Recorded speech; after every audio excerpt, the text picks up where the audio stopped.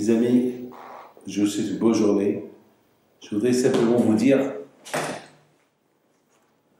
aujourd'hui,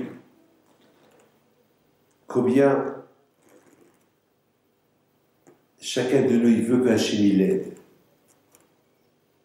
Hachem il nous aide. Hein. Le fait déjà qu'on se réveille chaque matin, vous savez, on dort, on ronfle, et on dit dans la prière, Hachem, Israël. Toi tu dors, et Hachem ne dort pas, il te surveille. Tu es dans un avion, il te surveille. Tu es dans une voiture, il te surveille.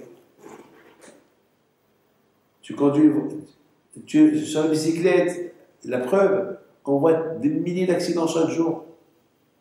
Ça veut dire que chacun qui quitte sa maison, il n'a aucune garantie qu'il s'y peut se passer plus tard. Mais on a les mona. Vous savez, Rabbi Pito, mon grand-père, chaque jour, lorsqu'il quittait la maison, il mettait sa main droite sur la mezouza, il dit Hachem, de la même façon que je sors en bonne santé, je voudrais rentrer en bonne santé à la maison.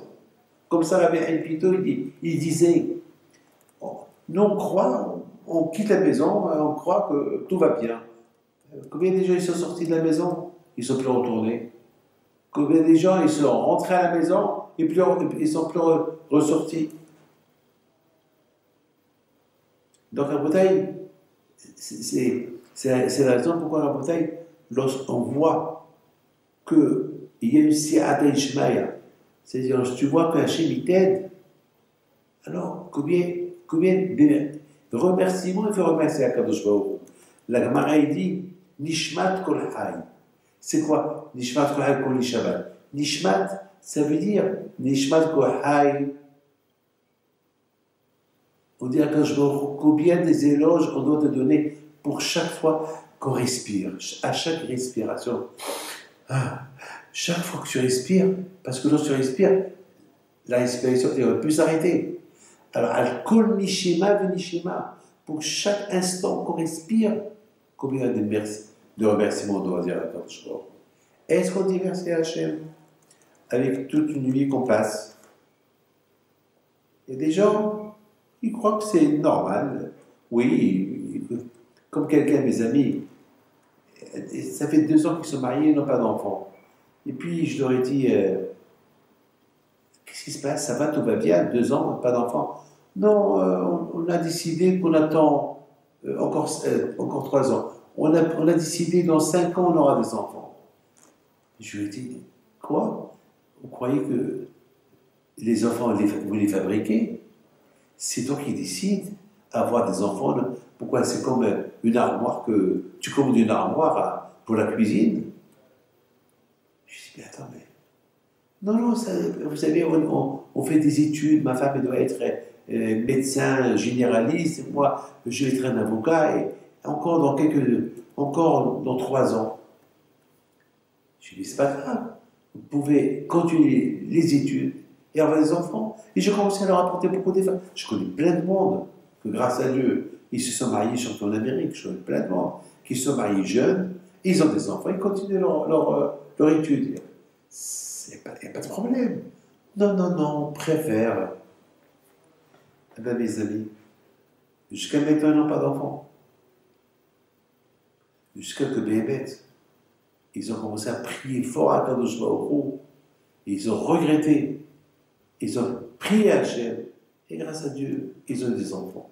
Pour Hachem. Mes amis, lorsqu'on voit qu'on a l'aide du ciel, c'est quoi l'aide du ciel? Écoutez bien ce que je vais vous dire. Ça va vous choquer. Vous croyez que l'aide du ciel, ça veut dire j'ai réussi dans les affaires et j'ai réussi là et là. Non. L'aide du ciel, c'est que bon Hachem, je suis vivant. Ça s'appelle l'aide du ciel. On m'aide pour rester vivant. La vie, il y a quelqu'un de très important. Je n'ai pas le droit de vous dire qui est-ce. Quelqu'un de très, très, très important. C'est quelqu'un, il était malade. Il m'a dit, Rabbi David, je suis prêt à donner n'importe quelle somme d'argent. Je suis milliardaire, je suis riche. C'est vrai que je peux encore vivre encore 2 ans. Je suis prêt à donner n'importe quoi. Je dis à mon fils, la vie, elle ne s'achète pas. La vie, c'est un cadeau du bon Dieu. Il la donne. Il la donne, il la prend. Maintenant, tu ne veux pas l'acheter. Prie avec les tachènes. Que le bon Dieu, voilà, on va prier pour toi.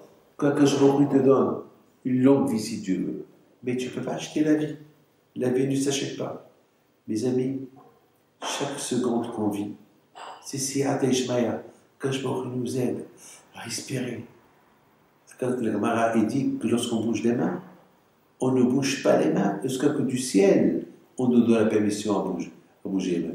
Une fois, j'ai rencontré Rav Shach, à la Vachalom, et j'ai demandé qu'il me donne un message, que je me rappellerai de ce message toute ma vie.